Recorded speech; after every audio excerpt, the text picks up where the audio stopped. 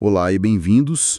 Hoje a gente vai mergulhar fundo numa das histórias assim mais dramáticas e impactantes do Antigo Testamento. É uma história realmente chocante, de guerra, de desastre e principalmente de um erro espiritual gigantesco. Exato. Estamos falando do capítulo 4 do livro de 1 Samuel. E para guiar a nossa conversa, a gente tem o texto bíblico e as notas de bíblias de estudo muito boas, a Holman e a Nova Almeida atualizada. Elas vão ajudar a gente a entender as nuances, o que estava acontecendo por trás da história. Sim. E a nossa missão aqui é tentar responder a uma pergunta que fica na cabeça. Como é que Israel, com a Arca da Aliança no meio do acampamento, sofreu uma derrota tão feia? E não só foi derrotado, como a própria Arca foi capturada pelo inimigo. É algo que nos força a pensar na diferença entre fé e, superstição. Então vamos começar do início, no campo de batalha. Os israelitas estão em guerra contra os filisteus, um inimigo histórico. Eles se posicionam entre Ebenezer e Áfeca e a primeira batalha já começa. Mal. Mal é pouco, é um desastre. Israel perde e cerca de 4.000 homens morrem logo de cara. Um começo terrível, um desastre completo. E o que chama a atenção é a reação dos líderes de Israel. Eles se reúnem e a primeira pergunta que fazem é: por que o Senhor nos feriu hoje diante dos filisteus? O que, à primeira vista, parece uma pergunta boa, né? Eles reconhecem que Deus está envolvido naquilo. Parece um bom começo, sim. Eles atribuem o resultado a Deus, mas o problema é o que vem depois, a solução que eles encontram. Ah, sim. A grande ideia deles. Exatamente. Porque eles não param para orar, para se arrepender, para perguntar a Deus o que estava errado. A ideia deles é puramente estratégica. Quase mecânica. Isso. Eles dizem: vamos trazer de Siló a Arca da Aliança do Senhor para que ela venha para o meio de nós e nos livre. É fascinante. Eles estão tratando a arca como se fosse uma arma secreta. Tipo, perdemos porque não trouxemos nosso amuleto da sorte. É precisamente isso. As bíblias de estudo são muito claras nesse ponto. Era um talismã, um amuleto mágico para eles naquele momento. A lógica era que a presença física do objeto garantia a vitória. Exato. Eles não estavam buscando a pessoa de Deus, mas usando um objeto para tentar forçar um resultado. É a diferença clássica entre fé, que confia na pessoa, e a superstição, que confia no poder de um objeto. É como se eles tivessem o hardware, a caixa de ouro, mas tivessem esquecido do software. A fé, a obediência, a relação com Deus. Perfeito. Aí eles mandam buscar a arca em Siló, e ela chega com Hofni e Finéias, os filhos do sacerdote Eli, que, vale lembrar, não eram bons exemplos. E quando a arca chega no acampamento, o efeito é imediato, certo? A moral das tropas vai lá para cima. Totalmente. O texto descreve uma euforia absurda. Eles gritam com tanta alegria que a Bíblia diz que a terra estremeceu. Nossa! Imagina o barulho. Para eles, a batalha já estava ganha. A esperança voltou, mas não por uma renovação espiritual, foi pela chegada de um objeto. E os filisteus? Como eles reagiram a essa festa toda do outro lado? Eles ouviram o barulho e a princípio ficaram confusos. Mas quando descobriram que a arca do Deus de Israel tinha chegado, o pânico se instalou. Eles ficaram com medo, apavorados. O texto é muito vivo nisso. Eles gritam: ai de nós! Quem nos livrará da mão desses grandiosos deuses? Deuses, no plural, interessante. Sim, isso revela a mentalidade politeísta deles. Eles achavam que Israel tinha vários deuses poderosos e a arca era a manifestação de um deles que tinha entrado em campo. Ironicamente, a teologia deles estava toda errada, mas eles pareciam ter mais temor do poder de Deus que os próprios israelitas. Pois é, só que esse medo todo tem uma reviravolta. Não faz eles fugirem. Pelo contrário, né? Pelo contrário. O medo vira combustível. Os líderes filisteus dizem para o exército: sejam fortes e lutem para não virarem escravos dos hebreus. O medo da escravidão superou o medo dos deuses. Exato. Eles decidiram que, se fossem morrer, morreriam lutando. E aí o palco está montado para a segunda batalha. De um lado, Israel eufórico, confiando no objeto. Do outro, os filisteus aterrorizados, mas lutando com a força do desespero. E o resultado? É ainda pior que o primeiro, uma catástrofe.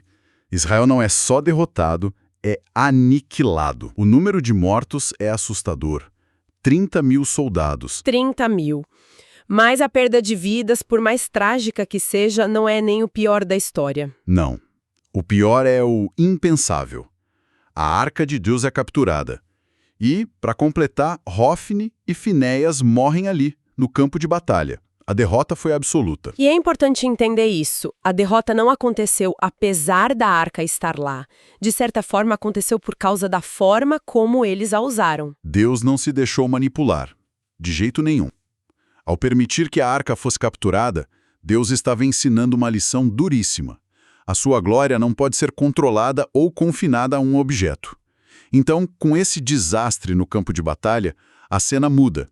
A notícia precisa chegar em Siló, onde o sacerdote Eli estava esperando. Sim, a gente sai do caos da guerra e vai para a cidade. Um mensageiro da tribo de Benjamim consegue escapar e corre. Uma corrida desesperada. As notas dizem que eram uns 35 quilômetros, mais ou menos. Isso. E ele chega do jeito que se esperava. Roupas rasgadas, terra na cabeça, os sinais clássicos de luto e desastre. E lá está Eli, uma figura que dá pena, com 98 anos, cego, sentado numa cadeira, esperando.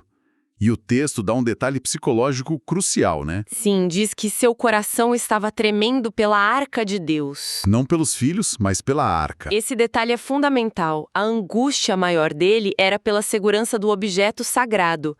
Isso mostra o quanto a identidade nacional e a fé deles estavam depositadas naquilo. A preocupação com o símbolo superou a preocupação com a própria família. Isso diz muito. E aí o mensageiro chega. Ele entra na cidade, a notícia se espalha e um clamor de desespero toma conta de tudo. Ele ouve a confusão e pergunta o que está acontecendo. E o mensageiro vai direto a ele e dá o relatório. É uma sequência de golpes, um atrás do outro. Ele vai na ordem crescente da tragédia. Primeiro, Israel fugiu. Depois, houve um grande massacre no exército. Seus 2 filhos, Hófni e Finéias, estão mortos. Exato. E Eli ouve tudo isso. A fuga, o massacre, a morte dos filhos. E ele continua sentado. Mas aí vem o golpe final. O mensageiro diz a última frase. E a arca de Deus foi tomada. E é essa frase que o destrói. O texto é muito específico. Ao ouvir a menção da arca de Deus, ele cai da cadeira para trás, quebra o pescoço e morre. Nossa, é um final brutal. A morte dele é o clímax do fracasso daquela geração. Ele personificava essa fé focada no ritual, no símbolo, mas vazia de substância. Sua morte simboliza o fim de uma era. Um fim trágico para um homem que julgou Israel por 40 anos. E quando a gente acha que a tragédia acabou, a história ainda tem um último ato. A notícia continua se espalhando e chega até a nora de Eli, a esposa de Finéias.